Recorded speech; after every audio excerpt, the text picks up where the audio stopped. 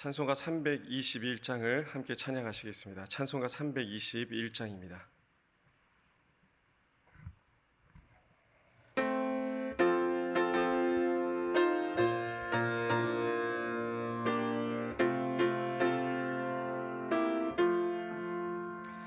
날 대속하신 예수께 내 생명 모두 드리니 늘 진실하게 하소서.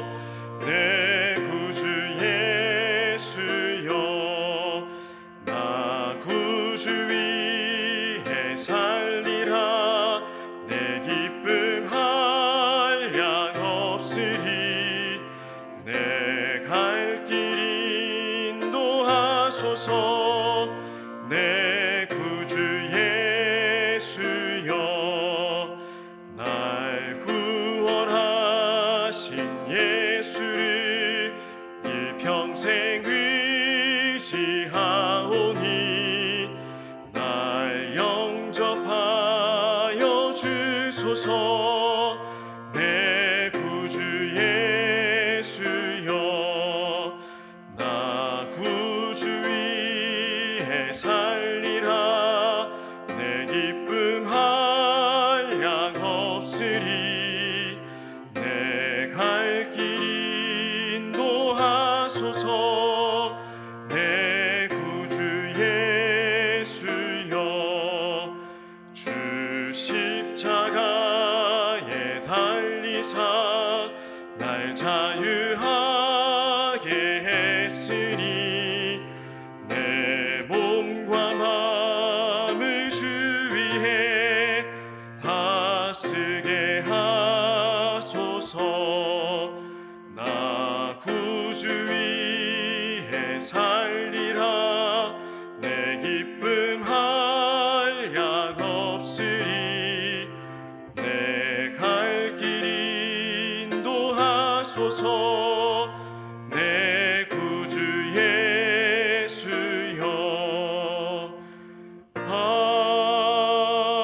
아멘.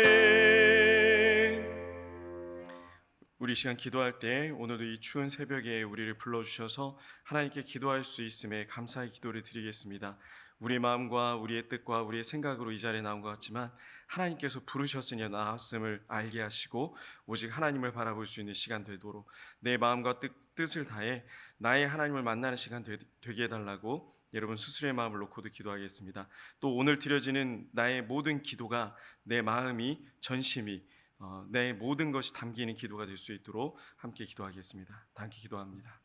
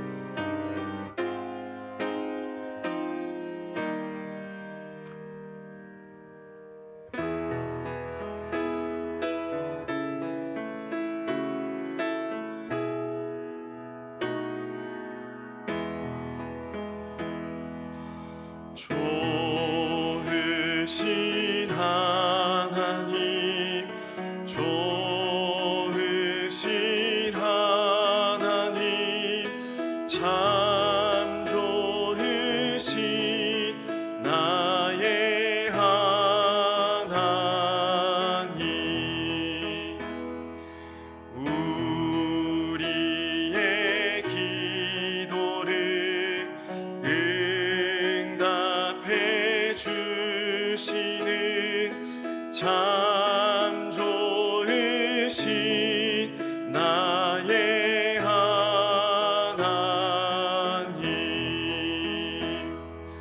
한없는 은혜를 우리에게 주시는 참 좋으신 우리 하나님.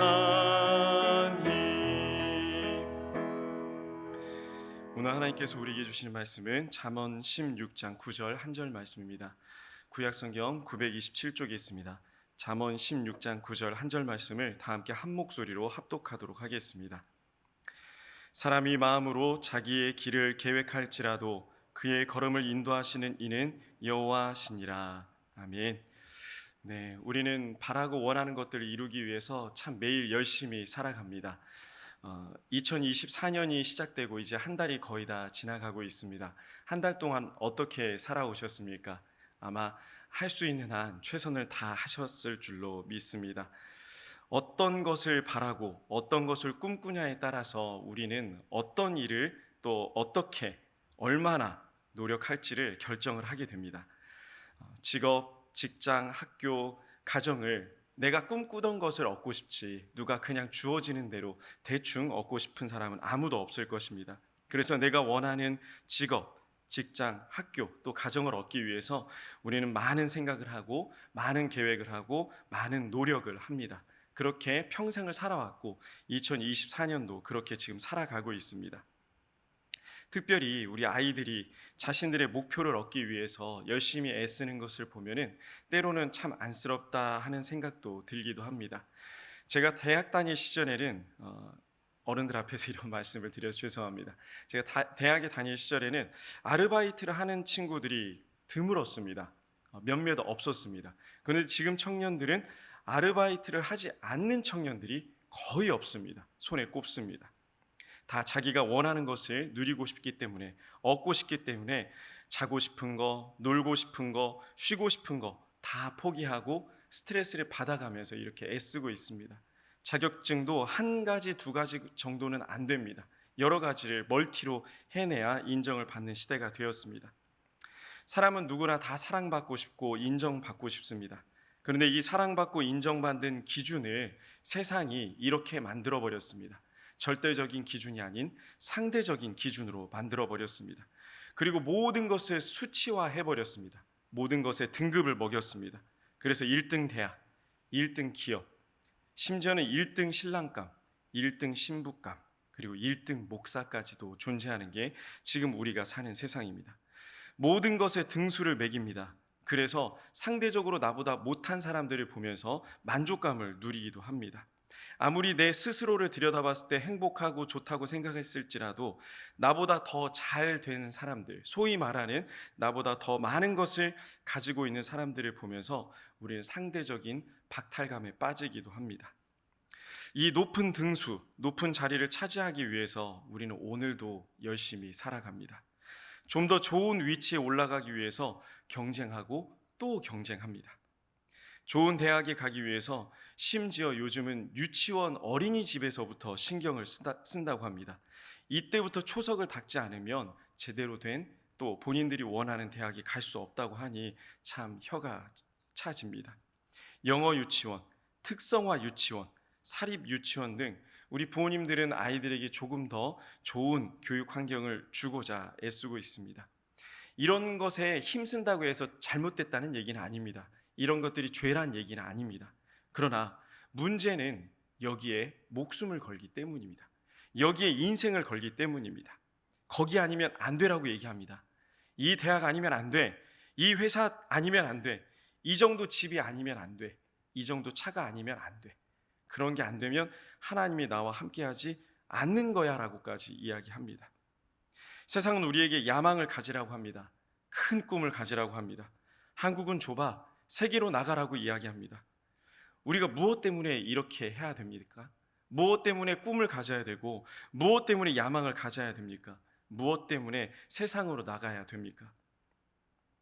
이 이유를 제대로 알지 못하는 사람은 자신의 계획이 틀어지고 자신의 목표를 달성하지 못했을 때 심한 절망감과 우울감에 빠지기도 합니다. 바로 이 계획과 목표가 자신의 인생의 전부였던 사람에게는 당연한 결과입니다. 우리는 매일 이 새벽 기도를 통해서 자녀들을 위해서 기도합니다. 우리 자녀들이 하나님의 영광을 위해서 크게 사용될 수 있도록 도와주세요. 이 나라, 이 민족, 세계 열방을 위해서 내 아들이, 내 딸이 없어서는 안 될 귀한 일꾼이 될 수 있도록 하나님 도와주세요라고 기도합니다. 저도 그렇습니다. 그런데 이 이면에는 내 자녀가 조금 더 높은 직위를 갖고 많은 부귀를 누리며 그것으로 하나님께 영광을 돌리게 해달라는 마음이 사실 숨어 있습니다. 하나님 앞에 엎드려 기도하며 사업을 놓고 자녀를 놓고 가정을 놓고 원대한 꿈과 계획을 갖는 거 너무 좋습니다. 잘하고 계시는 겁니다. 그런데 하나님께서 나보다 나를 더 잘 아시는 하나님께서 내가 10가닥 세면 더 이상 셀 수도 없는 내 머리카락을 전부 다 세시는 나의 하나님께서 나를 너무나 사랑하셔서 독생자 예수님까지도 죽이시면서까지 나를 사랑하신 하나님께서 나를 향한 선하시고 위대하신 하나님의 뜻을 이루시기 위해서 잠깐 내 고집을 꺾으실 때가 있습니다. 내 계획을 잠깐 접게 하시고 내 발행과 다른 방향으로 이끄실 때도 있습니다. 심지어 나를 멈추게 하시거나 뒤로 후퇴하게 하실 때도 있습니다. 그때 나의 반응은 어떠신지 한번 돌이켜 봤으면 좋겠습니다. 여러분의 반응은 어떻습니까? 하나님 어떻게 이러실 수 있습니까? 하나님, 내가 지금까지 하나님께 드린 시간과 물질과 노력이 얼만데 하나님 나를 이렇게 대하실 수 있습니까? 라고 따져 묻고 계시지는 않습니까? 소중한 꿈이, 소중한 계획이 무너졌을 때 1차적인 반응이 그렇습니다. 저도 그렇습니다. 여기서 자유로울 수 있는 사람은 아무도 없습니다. 우리는 이렇게 나의 꿈이, 나의 계획이 무너졌을 때 절망과 원망에 사로잡혀서 심지어 하나님을 원망하고 하나님을 조롱하는 사람들도 보기도 합니다. 여기에서 그동안 고백했던 우리의 믿음이 진짜 드러납니다. 이때야말로 우리의 믿음이 진짜 하나님 앞에 어떻게 서 있는지 나타납니다. 하나님, 나는 하나님의 영광을 위해 살겠습니다 라는 고백이 진짜 고백이었는지가 이때 드러납니다.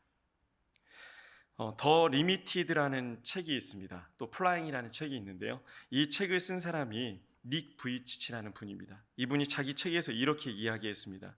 제가 청년부 예배 시간에 몇 번 언급을 했었는데요, 고통과 좌절의 시간은 사실 우리 믿음을 하나님 앞에 또 사람 앞에 증명할 수 있는 절호의 기회입니다 라고 얘기했습니다. 잘 되고 평탄할 때는 다 믿음이 좋은 것 같습니다. 다 하나님의 사람인 것 같습니다. 그러나 내 계획이 무너지고 내 꿈이 무너졌을 그 순간, 이때가 바로 나의 믿음이 진짜였는지 하나님 앞에 증명할 수 있는 절호의 기회임을 잊지 마시기 바랍니다. 그동안 내가 입술로만 고백했던 모든 고백들이 걸러지는 시간입니다. 그동안 내가 고백했던 모든 것들이 사실인지 거짓인지 확인되는 시간입니다. 사랑이 많으신 하나님께서는 우리의 불평조차도 잠잠히 듣고 계십니다. 원망하고 하나님께 등을 돌리는 사람도 돌아올 수 있도록 끝까지 기회를 주시는 분이 바로 우리 하나님이십니다. 그래서 우리는 우리 자녀들에게 이렇게 말해야 됩니다. 우리 아들, 딸들을 이렇게 가르쳐야 합니다. 사랑하는 아들아, 사랑하는 딸아, 내가 아무리 계획하고 노력하고 애써도 너의 발걸음, 너의 인생을 인도하시는 분은 우리 하나님이시단다. 당장 네 계획이 네 마음대로 되지 않는다 해도, 네 소망이 끊어진 것 같은 때에도, 당장 모든 기회가 사라진 것 같은 때에도 너를 향한 하나님의 놀라운 계획은 여전히 진행 중이란다. 너를 향한 하나님의 사랑은 변함이 없단다. 주님은 너를 절대 포기하지 않는단다라고 이야기해 주십시오. 그러나 이렇게 말하는 것이 쉽지 않습니다. 대입에 실패해서 울고 있는 내 자녀에게, 회사에 떨어져서 실망하고 있는 내 자녀에게, 여러 가지 인생의 계획이 무너져서 하나님을 원망하고 있는 내 자녀에게 등을 토닥이며 이 이야기를 하기가 참 쉽지가 않습니다. 왜냐하면 그렇게 기대하고 믿었는데, 그렇게 기대했던 점수를 받지 못했을 때, 그렇게 기대했던 대학에 진학하지 못했을 때, 그렇게 기대했던 직장에 들어가지 못했을 때, 그 누가 자녀의 손을 붙들고 할렐루야 감사합니다라고 하나님을 찬양할 수 있는 사람이 누가 있겠습니까? 이 실패로 하나님께 영광을 돌릴 수 있는 사람이 몇이나 되겠습니까? 그런데 지금의 실패가 우리 인생의 전부가 아님을 알아야 됩니다. 지금의 실패는 나를 향한 하나님의 원대한 꿈을 이루시기 위한 첫 번째 단추가 될 수 있습니다. 아니, 첫 번째 단추입니다. 본문 말씀에서 계획으로 번역된 히브리어가 하사부라는 단어입니다. 이 하사부라는 단어는 고려하다, 계산하다, 상상하다, 꾀하다라는 뜻을 가지고 있는 단어입니다. 사람은 어떤 일을 이루기 위해서 세세히 그 과정과 결과를 계산해야 됩니다. 이 계획은 매우 치밀하게 세워져야 됩니다. 그래서 하사부라는 단어를 썼습니다. 우리 인생은 두 번이 없습니다. 한 번 지나가면 지나간 시간은 결코 다시 돌이킬 수 없습니다. 그래서 다시 오지 않을 시간을 우리는 소중히 여기며 가치 있게 사용하기 위해서 하사부, 치밀하게 계획을 세워야 됩니다. 여기까지는 믿음이 없는 사람들도 할 수 있는 겁니다. 치밀하게 할 수 있습니다. 열심히 노력합니다. 그렇다면 우리 믿음의 사람들의 계획은 어떻게 돼야 될까요? 하나님을 의지하고 하나님을 믿는 우리는 하나님을 믿지 않는 사람들과 다른 계획, 다른 하사부를 세워야 되지 않을까요? 오늘 본문 말씀의 하반절에 우리는 주목해야 됩니다. 우리 본문 말씀의 하반절을 주목하면서 오늘 본문 말씀을 다시 한번 읽어보도록 하겠습니다. 사람이부터 같이 읽겠습니다. 시작. 사람이 마음으로 자기의 길을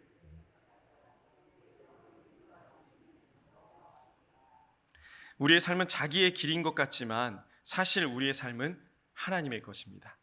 자기의 길을 우리가 계획할지라도 우리의 인생이 우리의 것이 아닌 하나님의 것임을 인정하는 사람들은 하나님의 인도하심에 아멘으로 순종할 수 있습니다. 실제로 우리의 길은 우리의 뜻대로 움직여지지 않습니다. 여러분들이 계획하신 것들 몇 가지나 이루면서 사셨습니까? 하나님께서 인도하시는 바에 따라서 우리는 움직입니다. 이것을 우리는 하나님 주권 사상이라고 합니다. 이것은 결코 운명론이 아닙니다. 내가 아무리 노력해도 정해져 있으니 발버둥 쳐도 어떻게 할 수가 없어라는 이야기가 아닙니다. 하나님께서 우리를 향한 하나님의 뜻을 펼치고 계신다는 것을 잊지 마시기 바랍니다. 솔로몬은 계획은 사람이 세울 수 있지만 그 걸음을 인도하시는 분은 우리 하나님이시다라고 하나님의 절대 주권을 선포하고 있습니다.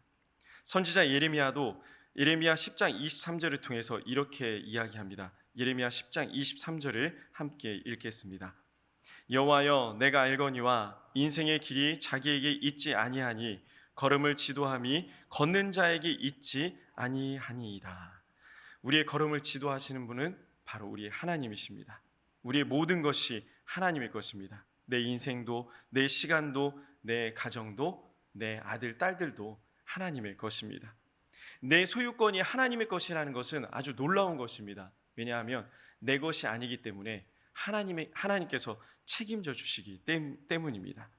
내 것을 하나님께 빼앗긴 것이 하나님께 소유권이 있다는 것이라고 착각하며 사셨습니까? 오늘부터 여러분의 믿음의 방향을 다시 한번 하나님께 트시길 바랍니다. 나의 것이 아닌 하나님의 것이 됐을 때 놀라운 하나님의 역사하심이 내 인생 가운데 드러납니다. 그래서 오늘 우리는 우리 자녀들에게 자신 있게 이렇게 말할 수 있습니다. 얘들아, 실패를 두려워하지 마라. 취업을 두려워하지 마라. 인생을 두려워하지 마라. 네 인생은 네 것이 아니란다. 여호수아 1장 9절의 말씀을 함께 읽어보겠습니다. 여호수아 1장 9절입니다. 내가 내게 명령한 것이 아니냐. 강하고 담대하라. 두려워하지 말며 놀라지 말라. 내가 어디로 가든지 내 하나님 여호와가 너와 함께 하느니라 하시니라. 아멘. 네가 어디로 가든지, 네가 실패하든지 좌절했든지, 네가 어느 대학에 갔든지 어느 직장에 갔든지, 네가 누구를 만나든지 내 하나님 여호와께서 너와 함께 하실 거야. 이게 여러분의 마음의 믿음의 선포가 먼저 돼야 우리 자녀들에게도 이어질 수 있습니다. 시험이, 진학이, 취직이 우리 자녀들의 전부가 아님을 알려주십시오. 그리고 여러분이 먼저 그렇게 선포하십시오. 이 시험은, 취직의 문제는, 결혼의 문제는 우리 자녀들을 향한 놀라운 하나님의 계획의 일부일 뿐입니다. 이것 때문에 좌절하고 낭망하고 목숨까지 끊으려는 우리 아이들에게 아니야, 이게 전부가 아니야, 너를 너무나도 사랑하시는 하나님의 멋진 계획의 시작일 뿐이야 라고 이야기해 주십시오. 그리고 여러분이 먼저 그렇게 믿으시길 바랍니다. 우리 하나님은 절대 우리를 포기하지 않으십니다.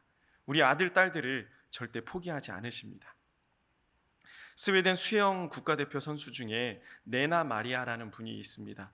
한 번쯤 들어보셨을 수도 있는데요. 우리나라 KBS 열린 음악회에도 한번 나오신 적이 있는데 벌써 20년 전의 일입니다.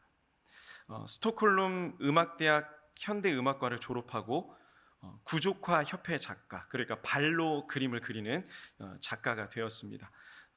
또 성가대 지휘자로 가스펠 싱어로 활동하고 있고 도쿄 필하모닉 오케스트라와 협연했고 전 세계인 언론으로부터 천상의 목소리라고 격찬을 들었던 가수이자 작곡가, 또 스웨덴의 세계 장애인 선수권 대회에서 4개의 금메달을 딴 사람입니다. 이 정도 들었으면 생각이 좀 드시죠? 두 팔이 없는 분입니다. 이분이 이렇게 우리나라 KBS 열린음악회에 와서 다음과 같이 이야기했습니다. 가끔 저는 제가 장애인인 것을 감사합니다. 저는 대부분 다 해낼 수 있습니다. 그러나 이것이 그리 간단하지만은 않습니다. 이렇게 살아가는 것이 행복하지만은 않습니다. 그러나 남들과 사는 방식이 조금 다를 뿐이며 나는 나의 장애가 하나님께서 주신 특권이라고 믿습니다 라고 이야기했습니다. 이분만이 할 수 있는 이야기죠.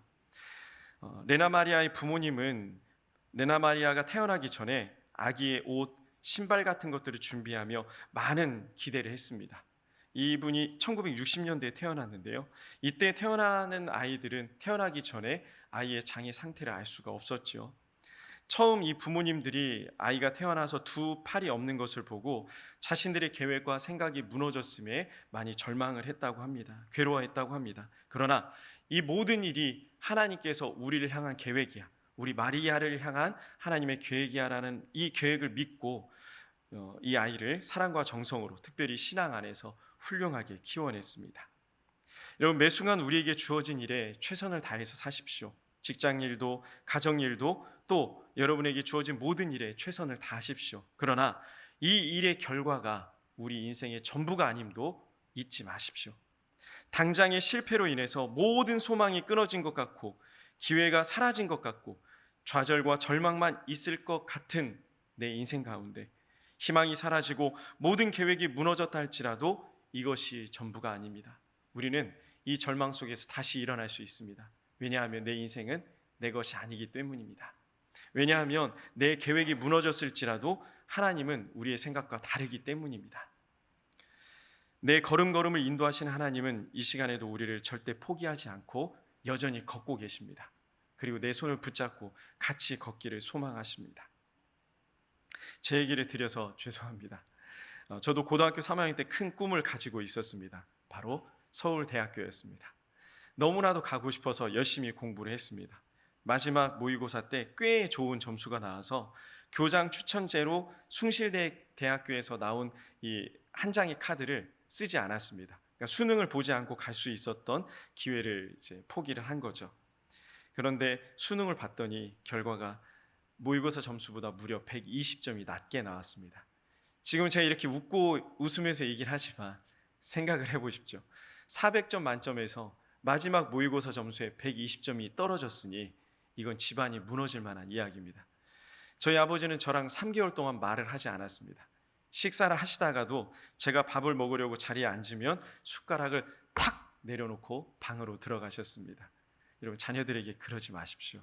지금도 상처가 됩니다. 물론 얼마나 저에 대한 기대가 크셨는지를 알 수 있는 부분이지만 목사인 저희 아버지도 또 목사의 아들로 자란 저도 모든 가족이 이 수능 점수 하나 때문에, 이 계획 하나 때문에 와르르 무너지는 것을 경험했습니다. 물론 이것이 회복되는 과정에서 하나님께서 저를 만져주시고 저희 가정을 만져주시고 가족의 사랑이 더욱더 돈독해지는 것을 보게 되었습니다. 잠시 무너질 수 있습니다. 잠시 멈출 수도 있습니다. 잠시 눈물 흘릴 수도 있습니다. 그러나 여러분, 그 기간을 길게 가지지 마십시오. 오늘 당장 기도하실 때 다시 한번 감사의 제단을 쌓으십시오. 다시 한번 기도의 제단을 쌓으십시오. 다시 한번 진심으로, 다시 한번 전심으로 하나님 앞에 나의 실패의 그릇을 들고 나아가십시오. 하나님께서 다시 덧칠해 주십니다. 다시 한번 하나님께서 그곳에 하나님의 은혜로 쏟아 부어 주실 줄로 믿습니다. 포기하지 마십시오. 다시 일어나십시오. 우린 하나님의 계획 안에 다시 할 수 있습니다. 기도하겠습니다. 사랑하신 아버지 하나님, 은혜를 감사합니다. 우리가 아무리 계획했을지라도, 아무리 열심을 다 내었을지라도 그곳에 실패와 좌절도 있을 줄로 압니다. 그러나 그것이 모든 것이 아님을, 그것이 우리의 결과가 아님을 알게 하셔서 나를 끝까지 이끄시는 하나님의 그 섭리를 바라볼 수 있는 믿음을 선물해 주시옵소서. 지금은 우리 구주 예수님의 은혜와 우리 하나님의 극진하신 사랑하심과 성령님의 감동, 감화, 교통, 위로 충만하심이 내 인생의 무너진 길에서 다시 한번 하나님을 바라보기로 결단하는 사랑하는 우리 승리교회의 모든 성도님들 머리 위에, 우리의 가정과 직장과 사업장과 자녀들 앞날 위에 이제로부터 영원토록 함께 하시기를 간절히 축원하옵나이다. 아멘. 함께 기도하실 때 오늘 주신 말씀을 기억하면서 나의 계획이 아닌 하나님의 섭리 가운데 살 수 있는 믿음을 달라고 여러분 스스로의 마음을 위해 놓고 기도하겠습니다. 특별히 오늘 오후에 있을 금요기도회 가운데 우리의 모든 것들을 하나님 앞에 올려드릴 수 있는 기도가 될 수 있도록 이끄시는 위임 목사님 위에 영육간의 강건함을 더해달라고 기도하시 바랍니다. 우리 여러분이 가지고 나오신 소중한 개인의 기도의 제목을 놓고도 함께 기도하겠습니다.